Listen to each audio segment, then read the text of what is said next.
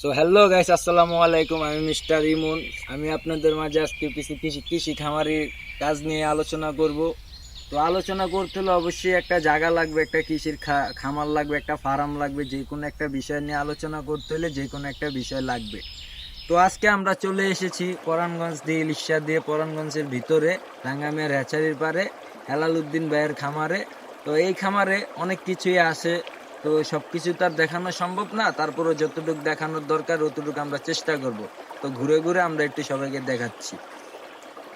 তো আমরা ঘুরতে ঘুরতে চলে আসলাম যে উদ্যোক্তা, যে খামারি, সেই খামারি ভাইয়ের সাথে। ইনি হচ্ছে আমাদের হেলাল ভাই। আসসালামু আলাইকুম হেলাল ভাই। কি অবস্থা ভাই, কিরকম আছে?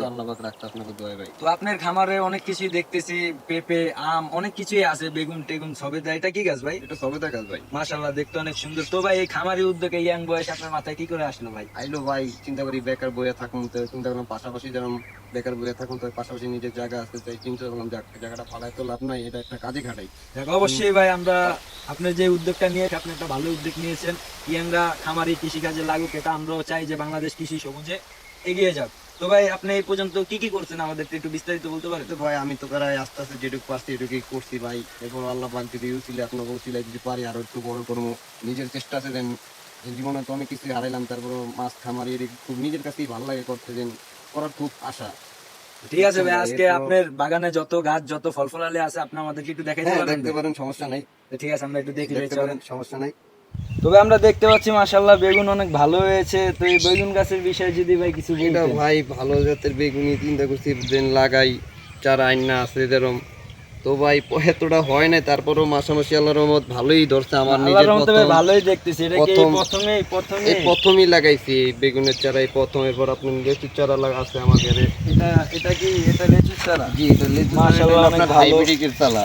তো যারা আপনার- নতুন উদ্যোক্তা, নতুন খামারি আছেন তাদের বিষয়ে একটা কথাই বলতে চাই, গ্রাম অঞ্চলে জায়গা জমিনের কোনো অভাব নেই। তো আমরা বেকার যারা আছি, বেকার যুব সমাজ যারা আছি, বেকার ভাইদের উদ্দেশ্য করে আমি একটা কথাই বলতে চাই। এই যে আমাদের হেলাল ভাইয়ের মতো, উনিও আমাদের বয়সে, আমাদের ইয়াং একটা জেনারেশন, উনি যে এই উদ্যোগ নিয়েছেন মাশাআল্লাহ খুবই ভালো লেগেছে। তো বেকার ভাই তোমাদেরকেও একটা কথা বলতে চাই, বসে না থেকে আশেপাশে, ঘরের আশেপাশে যেই কোনো শাকসবজি করে দেখো, ভালোই আগাবা, ভালোই সফল হবা। একটা কথা সবসময় মনে রাখবা, ইচ্ছা যদি থাকে উপায় অবশ্যই আসিবে। মনে বল রাখবা, সব কিছু জোরে বলবা, কে কি বললো ওইটার কানে দিবা না। তো হেলাল ভাই, আমরা দেখতেছি আপনার এখানে কিছু মাছও আছে। তো এখানে কি কি মাছ আছে একটু বললে যদি। এখানে আপনার বর্তমানে পাঙ্গাস মাছ ছাড়া আছে, আরো নিয়ত আছে, দেন আল্লাহ যদি তৌফিক দেয় আরো আগামী সপ্তাহে আরো কিছু মাছ ছাড়ুম। এরকমই দেন মাছ থাকলে হুগুরে খুব ভাল লাগে, নিজে আসি যাই, খুব ভাল লাগে, দেখতেও ভাল লাগে, একটু চাইতেও একটা জিনিস ভাল লাগে। আপনি যদি না জানেন তাহলে বুঝবেন না যেন কি জিনিসটা পাওয়া যায় এর ভিতরে। আপনার টাকা পয়সা যতই খরচা করেন, কিন্তু এটার মজাটা হইলো অন্যরকম।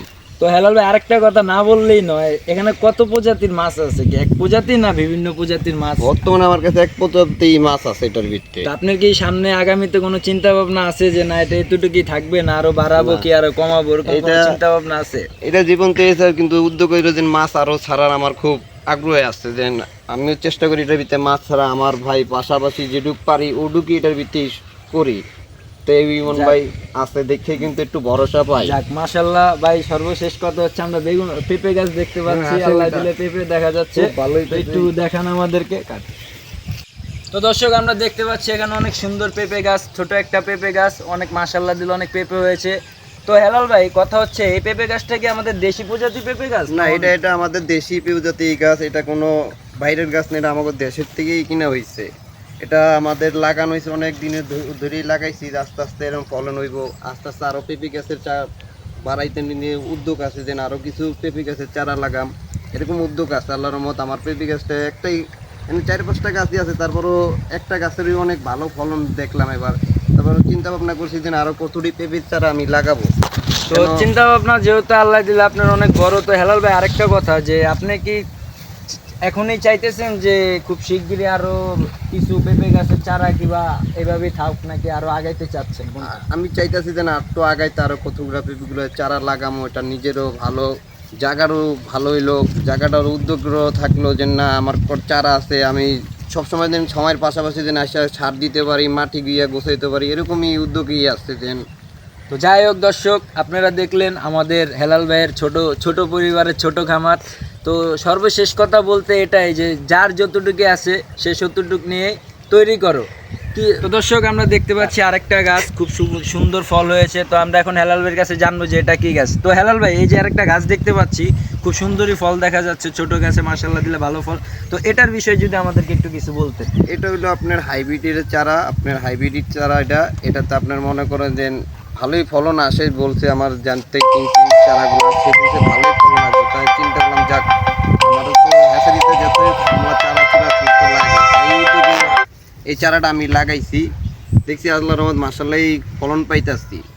তো দর্শক, এটা হচ্ছে আমাদের দেশীয় ফল যেটা বলে আমলা গাছ। তো এটা অনেক সুন্দর একটা ফল, চুকা মিষ্টি, অনেক ভারী একটা ফল, মেয়েদের অনেক বিশ্বাসীয় খাবার। তো আমাদের এই এই এই প্রজেক্টে এরকম আরও অনেক অনেক ছোট ছোট গাছ আছে। হেলাল ভাইয়ের উদ্যোগে হেলাল ভাই যথেষ্ট পরিমাণে চেষ্টা করতেছে।